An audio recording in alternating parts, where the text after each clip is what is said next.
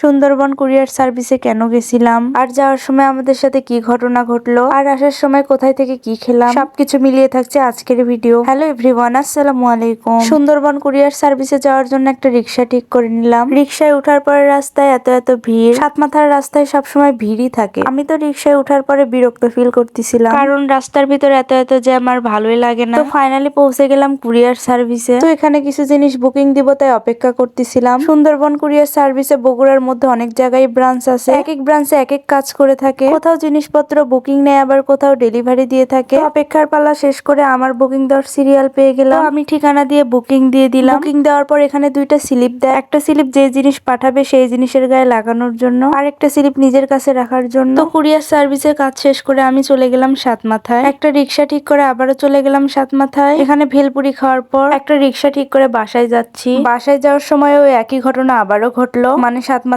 রাস্তার মধ্যে এত জ্যাম, মানে কি বলবো। আমি জ্যামের মধ্যে রিক্সায় বসে আশেপাশে ফুটপাত গুলো দেখতেছিলাম। রাস্তার পাশে ফুটপাত গুলোতে ভালোই ভিড় হয়ে থাকে। রিক্সার উপর থেকে দেখতে কিন্তু ভালোই লাগে। সচরাচর সাতমাথার রাস্তায় ভিড় হয়েই থাকে। আজকের ভিডিও ছিল এই পর্যন্তই। দেখা হবে নেক্সট কোনো ভিডিওতে। ভালো থাকবেন সবাই, আল্লাহ হাফেজ।